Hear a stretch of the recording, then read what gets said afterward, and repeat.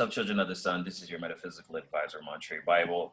And wow, we have a lot of planets going retrograde coming up, not only just in this month of April, but mostly in the month of May, which are going to bring some significant changes. Especially, we've been seeing a lot of changes so far with the quarantine, disease, people freaking out, people protesting. All of this can't expect it. Like I said, if you saw my video about Saturn and Aquarius, people organizing, stuff like that, we're going to see more of that. But I think as we move into the summer, we'll see a little easing of that energy as things kind of calm down and we reflect a little bit more, because that's what the retrogrades are about. So on April 25th, on Saturday, Pluto goes retrograde. Pluto is about transformation. Pluto has been in Capricorn, transforming how we deal with the organization.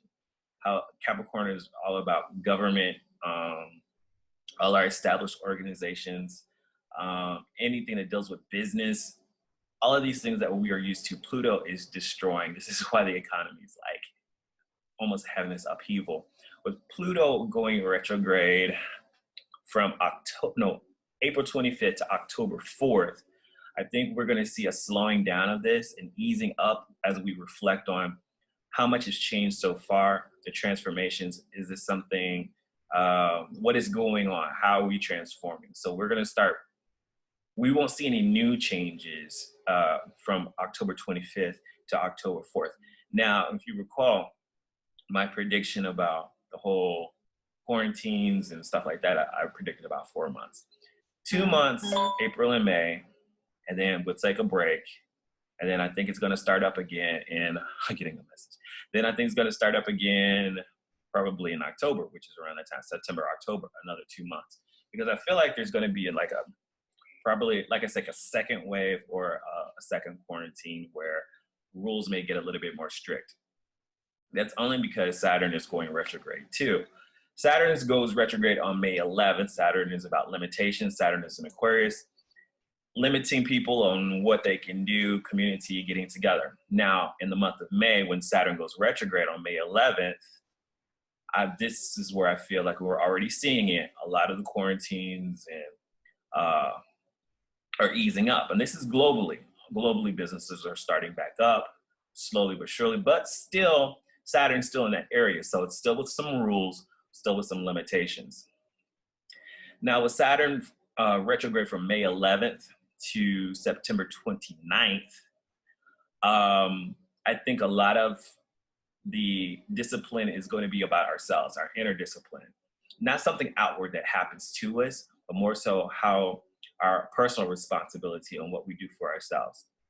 I think there will be still some little limitations, but it just won't be big on a grand scale. So I think people will probably limit themselves. If people quarantine, they will quarantine themselves. It won't be something outside telling them to do it. It'll be something that they'll do on their own. Also, people may get serious about being a little bit more responsible, I guess, with their own health, maybe working out more. Saturn retrograde really makes you look at yourself.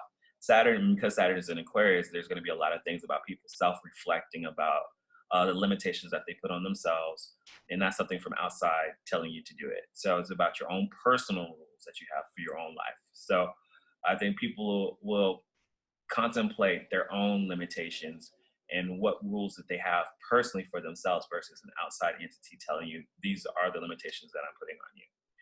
On May 13th, Venus goes retrograde. Yay.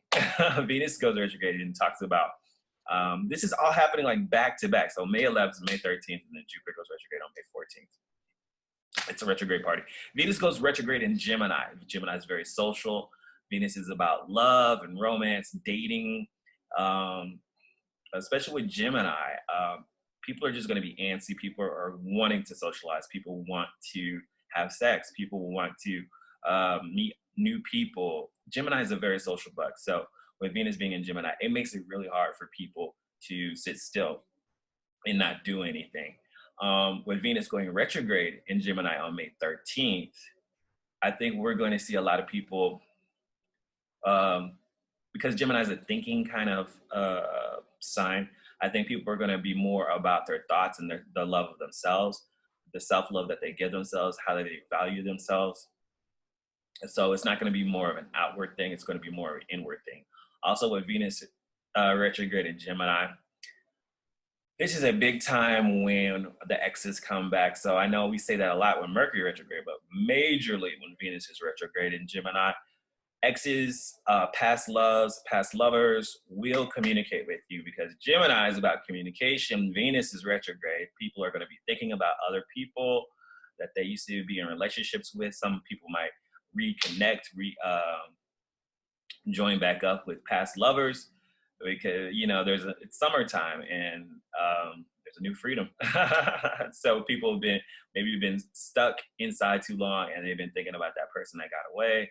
And I kind of see that there will be some more social opportunities during the summer that we've been limited on with restrictions, but there'll still be more social opportunities for people. And I think a lot of people may be going back to some past lovers that they have missed in a while. The day after that, May 14th, Jupiter goes retrograde. So, and it goes retrograde in Capricorn. Capricorn is about business, money, stuff like that. So Jupiter going retrograde in that area means that there's not going to be any new opportunities, but there's a chance for whatever now to relearn things, to relearn about what we've already learned. What have we learned so far? What is the bigger picture? And how does it apply to us? So Jupiter's not going to offer any new opportunities. I don't see any new stimuluses happening after May 14th. Because I think Jupiter is the reason why the stimulus and giving money, all of that is happening right now because Jupiter's in Capricorn. On May 14th, I think all of that will be set. No more new opportunities until September 12th when Jupiter goes direct. So everybody's going kind of direct around the same time, but Jupiter is going to be like, let's reflect on what we have now. No more new money, but what are you doing with the money that you have? If you're looking for an opportunity, you're going to find an old opportunity. It's not going to be something new. A lot of people may be going back to old jobs that they had. So I do see some jobs opening up. With Jupiter retrograde in Capricorn, it won't be a new opportunity. A lot of people will be going back to old opportunities or will get a chance to get hired back by old jobs that they used to have. So everything should be pretty easy peasy, just a little bit more calm for the summer until we move into the fall and things start racking back up as Pluto starts going direct, Saturn starts going direct, and then the hard work starts and the transformation starts. We're just getting a slight breather to take all this changing because 2020 has been pretty crazy so far.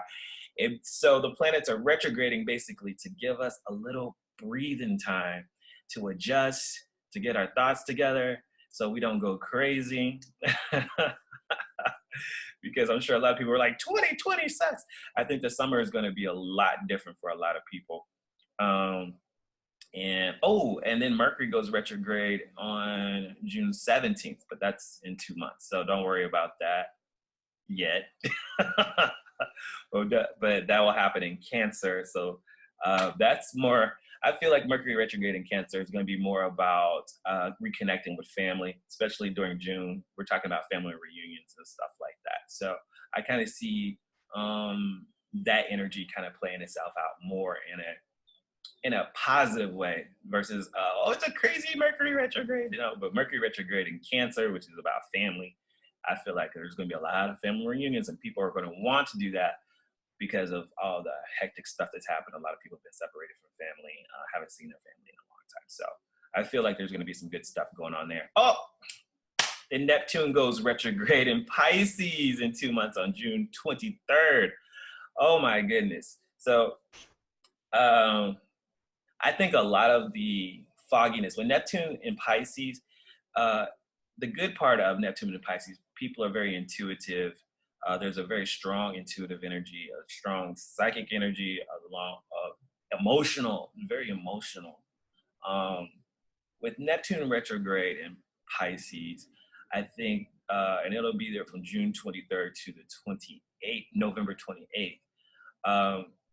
Things will be a little bit more clear. People won't be as confused. as maybe they have been about a lot of things, because Neptune and Pisces can be a little confusing at times, where what you see is not quite the real picture. You have to kind of rely on your intuition to kind of get the truth. With Neptune going retrograde in Pisces, it's going to be more about our inner beliefs. Um, how are we fooling ourselves? What are we hiding? What are we hiding from personally? Also, I think a lot of outward things that have been confusing will be a little bit more clear. So with Neptune retrograde, we're going to go more into our inner selves and our inner spirituality, and dive deep within ourselves about, how we feel about certain things. With Neptune retrograde, it's not as strong. That energy is not as strong and slower. So that's in 2 months. Uranus goes retrograde in 4 months, and that's kind of after everybody, August 15th to January. So Uranus has been in Taurus. Surprise, surprise. That's what Uranus is about. Surprising at every step. In Taurus is about stability, what we value, things that we hold dear, what we love to do. And Uranus has been about surprises, which is not a bad thing, but depending where Uranus is in your birth chart, it does make a lot of change. Not so much destructive change like Pluto, but it does shake things up. I don't think there'll be too many more surprises from Uranus, at least, until 2021. Mars goes retrograde in 5 months on September 29th. We're going to talk about that later because it's so far away. But that's after everybody goes direct. But I'm more concerned about the big planets all going retrograde during the summertime. I think it's going to be, like I said, a little bit easier. It's just to ease up that whole energy of all this change that we've had in 2020. So I hope that helps. Like I said, I just try to keep up with this stuff for myself, so I know how to kind of live life a little bit. I hope it helps you, and it just gives you a little bit more hope that the summer will be a whole lot easier. But get ready, because I think 2 months into the fall, it's going to be a little bit colder. I think people will be getting sick either way, whether it's the flu or coronavirus or something else. People just get sick usually in the fall. I think we'll probably see another kind of panic happen a little bit. But we've learned enough from the beginning of the year and also in the summer that I don't think it'll be as crazy as it's been this past month. So that's good. But people will have time to breathe a little bit, okay? All right, so that's my predictions. Remember to make your reality happen, because if you don't do it, then who will? Talk to you guys later. Peace out.